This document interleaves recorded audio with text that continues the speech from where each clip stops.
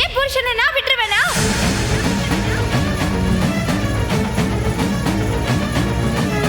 மாமா மாமா யாரும் வேண்டாம். நான் வந்து உங்களை காப்பாத்துறேன்.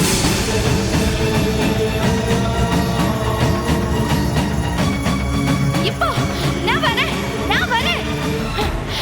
கனி கனி, அது கனி இல்ல, என் அம்மா சூடாமணி.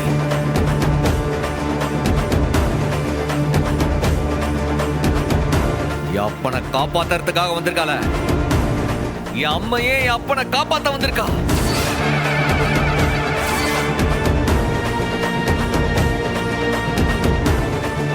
அம்மா நீ முன்னாடி போ. நீ பெத்த மகன், நான் வரேன். அம்மா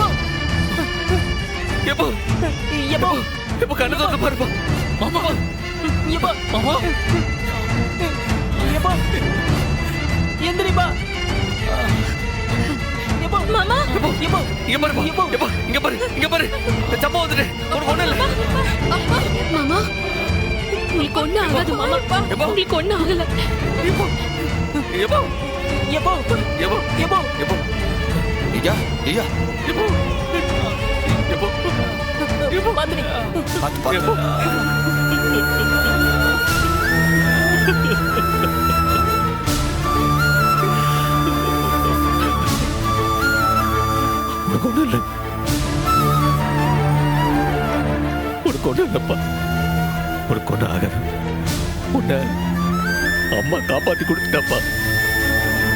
நம்ம அம்மையே காப்பாத்தி கொடுத்துட்டா.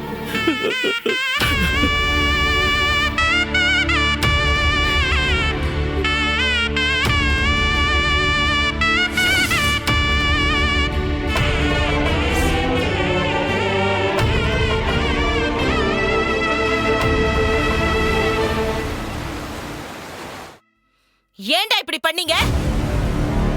ஆஃப்டர் ஆல் ஒரு கிழவன். அவனுக்கு 70 வயசு இருக்குமா?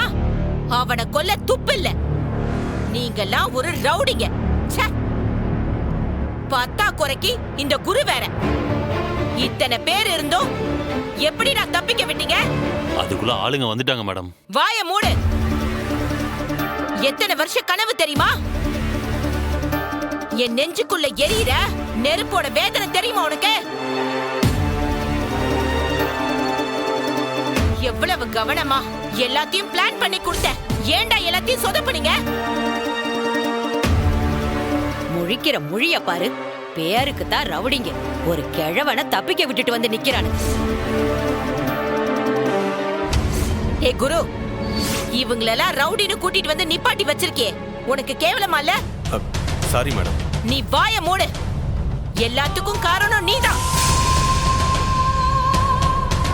6 வருஷ பகை, செத்தது என் வீட்டுக்காரர்.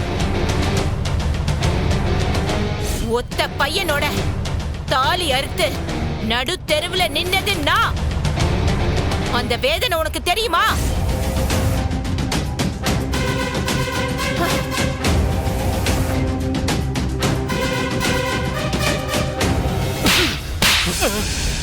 ஏய்,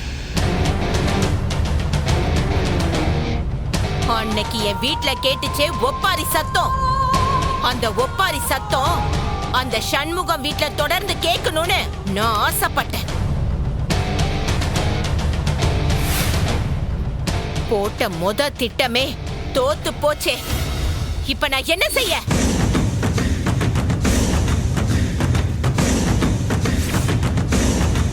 எல்லாத்தையும் கெடுத்துட்டானுங்க இவனுங்க.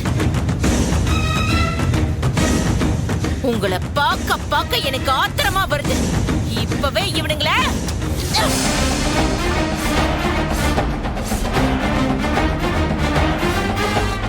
கொன்னுட்டா அந்த வைகுண்டன் சாவுக்கு பதிலா உன் வீட்ல சாவு விழும்ல. உன் வீட்ல ஒப்பாரி சத்தம் கேக்கும்ல. கொன்னுடவா? வேணாம் மேடம். கொன்னுடவா? போட்டு தள்ளிடவா? Please madam. மேடம் வேணாம் மேடம். புள்ள குட்டிக்காரன் மேடம். மேடம் ப்ளீஸ், நீங்க கோவத்துல மேடம். எனக்கு சாவு வேணும். என் காதுல ஒப்பாரி சத்தம் கேட்கணும். நீ சாவரியா? நீ சாவரியா?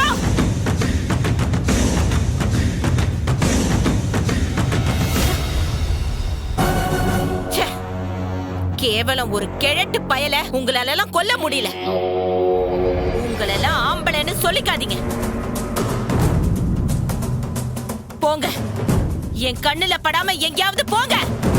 போங்க. ஏய் வாடா.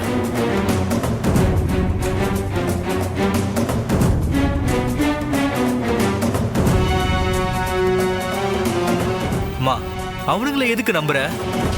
என்கிட்ட சொல்லுமா, நான் இந்த வேலையை முடிக்கிறேன்.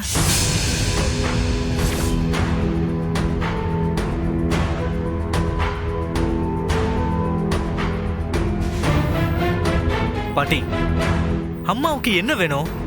அந்த வீட்டுல ஒப்பாரி சத்தம் கேட்கணும், அவ்வளவுதானே? நான் கொடுக்குறேன் பாட்டி. வீராவை கச்சிதமா கொலை பண்றேன். அப்போ அவங்க வீட்டுல அடிச்சுக்கிட்டு அழுவாங்கல்ல, அம்மாவை அதை போயிட்டு மனசார பாத்துக்க சொல்லுங்க. தாலி அறுத்த அன்னைக்கு என் பொண்ணு அழுத அழுக இன்னும் என் கண்ணு முன்னாடியே இருக்குதுடா. இப்ப வரைக்கும் கட்டின புருஷனுக்கு அவ திதி குடுக்கலடா. அவ அழுத அழுக அந்த சண்முக வீட்லயும் கேட்கணும். உன்னால முடியுமா? முடியும் பாட்டி, நான் கேட்க வைக்கிறேன். வீரவன் நான் போட்டு தள்ளுறேன். இது எங்க போய் முடிய போகுதுன்னே தெரியலையே.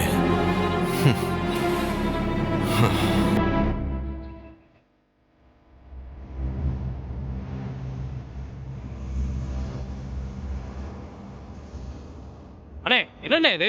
அந்த அம்மா இவ்வளவு பயங்கரமா இருக்குது. கொஞ்சம் விட்டா நம்ம எல்லாரையும் சுட்டு கொன்னே போட்டுருக்க போல இருக்க. ஏய், தப்பு நம்ம மேல இருக்கு. கையை நீட்டி காசை வாங்கினோம்ல, ஆனா வேலையை முடிக்கல. இப்ப என்ன, சண்முக வீட்டுல அழுகு சத்தம் கேட்கணும், அவ்வளவுதானே? யாராவது ஒருத்தர் செத்தா போதும் இல்ல? கிழவன் தான் சாவணும்னு இல்லையே. யார் செத்தாலும் அழுவாங்களே. டேய், நீங்க இன்னும் போகலையா?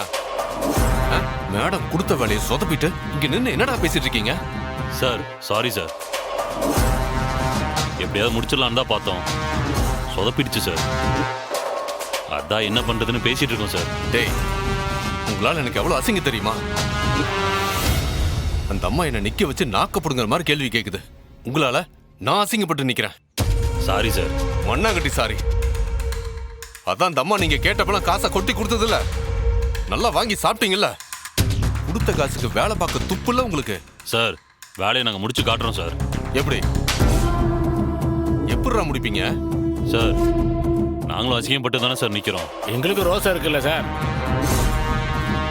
இப்போ என்ன சார், சண்முகம் வீட்டில் சாவு விழணும் அவ்வளோதானே? சாவு விழும் சார். எப்படி எப்படிரா? அது எங்க பொறுப்பு சார். சாவு செய்தி கிடைச்ச உடனே மேடம் கிட்ட சொல்லுங்க. வீட்டில் போய் நின்று சந்தோஷமா அழுகு சத்தத்தை கேட்க சொல்லுங்க. வேலையை முடிச்சுட்டு தகவல் சொல்றேன் சார். டேய் வாங்கடா. ஆளாளுக்கு நான் போட்டு தள்ளுறேன்னு கிளம்புறானுங்க. அந்த அம்மா கண்ட்ரோல் பண்ற நிலைமையிலே இல்ல. என்ன நடக்க போகுதுன்னே தெரியலையே.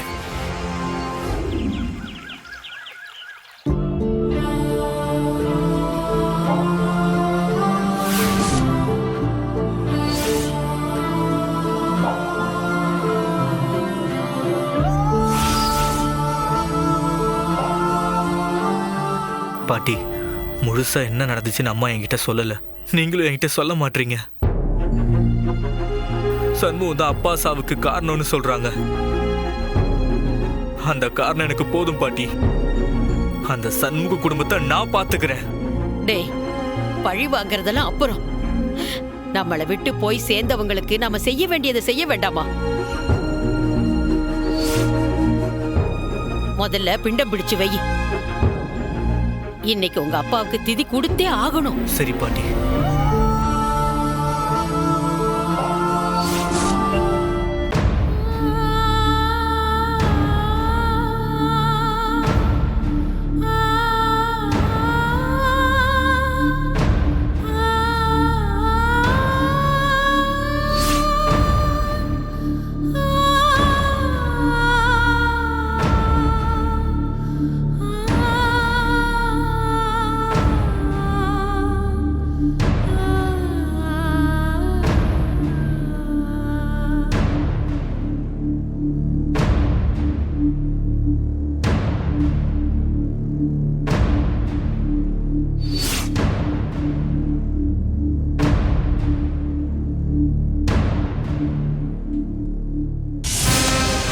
வைஜெயந்தி,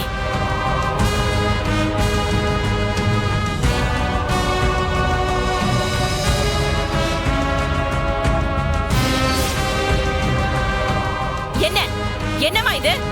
இப்ப எதுக்காக என் வீட்டுக்காருக்கு திதி கொடுத்து படையல் போடுற? திதி இல்லடி, படையல் மட்டும்தான். அதான் ஏன்னு கேக்குறேன். நான் சொல்லிருக்கேன்ல, அந்த சண்முகம் குடும்பத்தை மொத்தமா அழிச்சதுக்கு அப்புறம் தான் அவருக்கு எல்லாமே சொல்லிருக்கேன்ல. அதுக்காக எத்தனை வருஷம்டி? கௌதம் ஸ்கூல் பையனா இருக்கும்போது மருமகன் செத்து போனாரு. இப்ப இவன் கல்யாண வயசுல நிக்கிறான். அவர் ஆத்மா சொர்க்கத்துக்கு போய் சேராம இங்கேயும் அங்கேயும் அலையணும்னு நினைக்கிறியா? ஆமா, அலையணும், அலையட்டும்.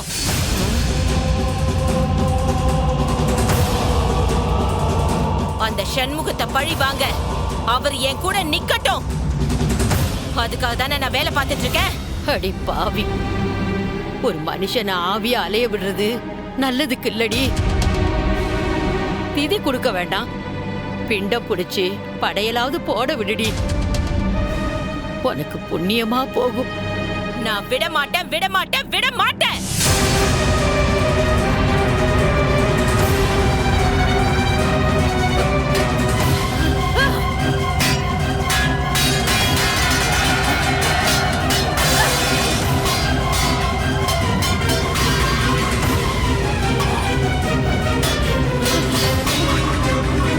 வைஜெயந்தி,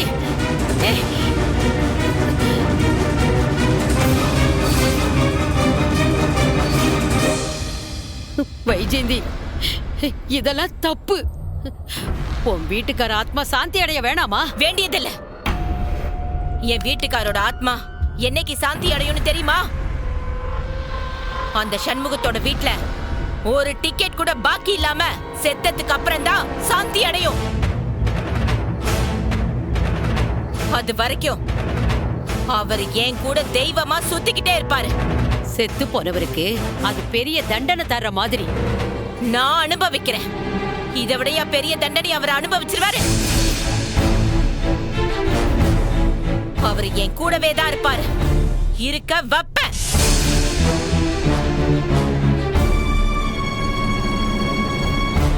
என்னைக்கு அந்த சண்முகத்தோட குடும்பத்தை ஒட்டு மொத்தமா பழி வாங்கி அழிக்கிறனோ அன்னைக்குதான் அவர் மட்டும் இல்ல என் ஆத்மாவும் சாந்தி அடையும். அது வரைக்கும் அவர் பேய அலைஞ்சாலும் எனக்கு கவலை இல்ல. நான் அது வரைக்கும் பேய் மாதிரி தான் அலைவேன். ஜாக்கிரதை.